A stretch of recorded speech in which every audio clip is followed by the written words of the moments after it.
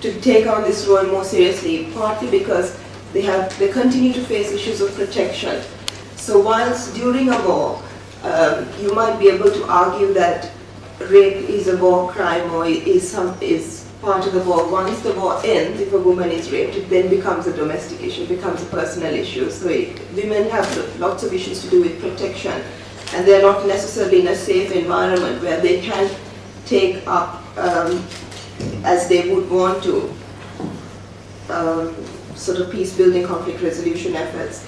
Even in DDR programs, which is disarmament, demobilization, and rehabilitation programs, there's a lot of work that needs to be done on how women are incorporated into those programs.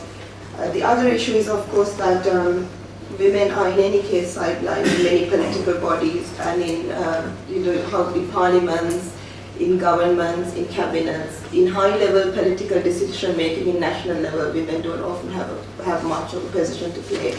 So this also causes problems for them to then be able to take up peace processes.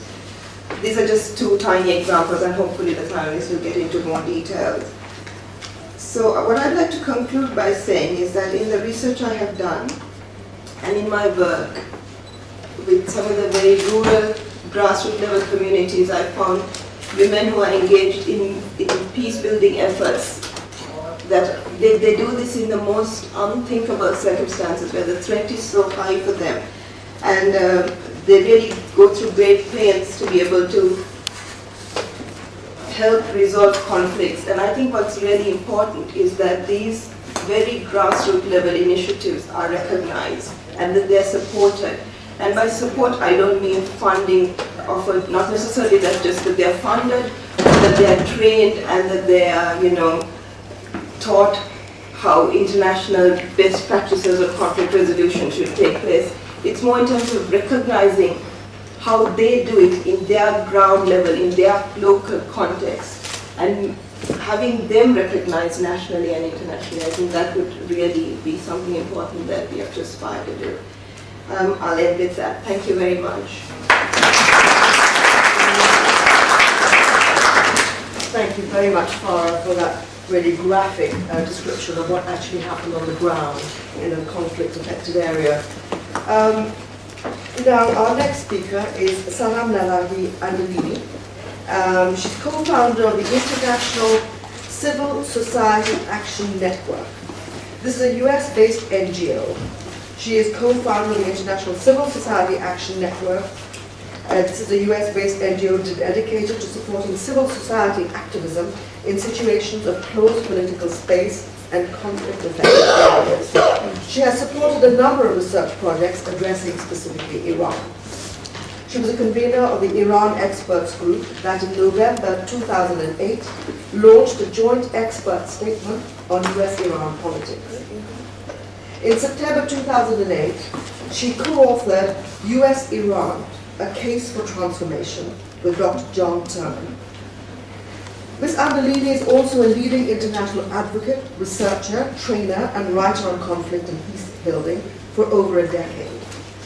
Since 2005, she has provided strategic guidance and training to key UN agencies, the UK government, and NGOs worldwide.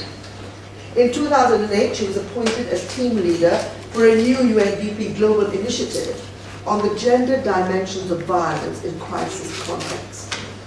There's a lot more that Ms. Andalini has done, but I will just mention briefly now that her latest book, Women Building Peace, What They Do, Why It Matters. This was published by Lynn Reena in 2007. Ms. Andalini is Iranian, lives in Washington, and has twin daughters. That's the most important thing. So can I pass on to you, Farah, have to say? So what is your experience? You would think that we were playing a tag. Good evening, everybody. Thank you very much for having me here, and thank you to Suaad and to Roy Arab for inviting me. I'm going to take off from where a previous speaker left off and really focus on the question of the role of women in against violence and terrorism, and in terms of their roles in peacemaking and in peace building. And in pondering the title, I was thinking about the issues from a variety of angles relating to my own work over the last 15 years. And I wanted to share with you sort of under four sort of key headings, if you want, or four sort of overarching points. The first is, when I think of the women themselves, when we say women, there's no sort of personality there. There's no, it's a sort of a mass of people that we don't often identify as individuals. But of the ones that I've had the privilege of meeting and working with, there's a single mom that I met in an inner city in Kingston, Jamaica, the world's murder capital because of gang violence. And she was so worried about her son getting involved in gang violence that she single-handedly asked the police to arrest him and scare him so that he would get on the straight and narrow. So she didn't have any other choice, but she decided that she needed to do something to prevent him getting involved in violence. There are the Iraqi women, mothers, wives, sisters, who use those roles to have influence at home and convince their brothers, sons, husbands to not get involved with Al-Qaeda and to put down their weapons and end the violence that's going on. There's my friend from Sri Lanka whose son was a soldier and he went missing in 1998. She has a high school diploma and no political background at the time when this happened. And she calls herself an ignorant mother. And yet she went on to found 2 organizations involved in peacemaking and dialogue and led the first group of Sri Lankans to meet with the Tamil Tigers. It was a group of mothers, a delegation of mothers. And the track 2 diplomacy that she was involved in led to the 2002 peace process in Sri Lanka. We don't often hear about people like that. There are the Liberian women who led a mass action for peace. Thousands of women sitting out in the rain, watching Charles Taylor drive to work and pressing for him to get involved in peace negotiations. And once they did, they were having these peace talks in Accra. All these warlords were gathered together, living in the lovely hotel, but ordering more fighting back at home in Monrovia. And the women had enough of this, so they barricaded the negotiators in a room, and they said, "We won't let you out until you negotiate the peace."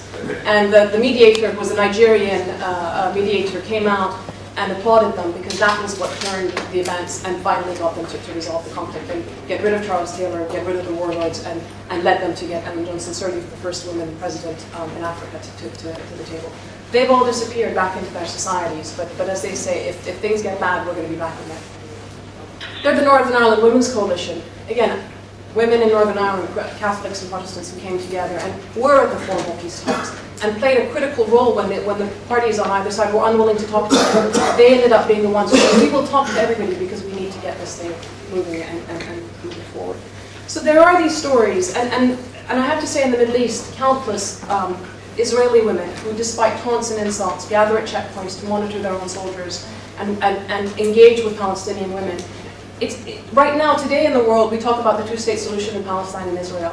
This idea was first made public through Israeli women and Palestinian women engaging together in dialogue. And when they did it, everybody ignored them or mocked them, and today it's become mainstream. And they've moved on. They now have alternative solutions and keep talking about what the next issue is. So they've always been on the right side of history.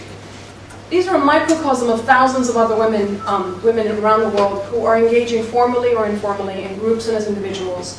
They're really basically ordinary women caught up in extraordinary circumstances who have the courage to speak out against violence and for dialogue and for peace. They rarely make the news headlines. They're rarely honored, very rarely supported. Their activism is often voluntary, taken alongside all the burdens that they have of domestic care and income generation that comes with crisis. And their willingness to stand up against the normal tide of their own societies puts these women at enormous risk, and yet neither their own governments nor the international community really protects them. So we're willing to protect warlords coming to a peace agreement, a peace process, and making sure that they have security, but we don't do anything for the women who are willing to take a stand against violence. So that's the world of women's activism that's out there, and it's everywhere around the world. The second point is the world of diplomacy and dialogue, the formal space, occupied primarily by politicians, professional diplomats, and military leaders. These people, overwhelmingly male, are in charge of promoting dialogue and diplomacy, I hope with the goal of ending wars and promoting peace.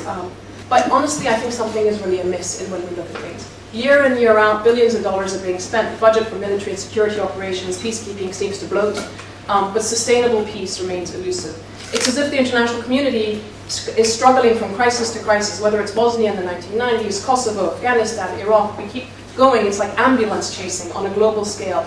But the success rate that we have with the conflicts that we've had over the last 15 years, basically 15 to 20 years since the end of the Cold War, is about 45 to 50%. Okay, imagine going to a doctor and the guy saying, 45 to 50% success rate, you might die, basically. It's really not good enough. And yet we keep repeating the same failed systems of doing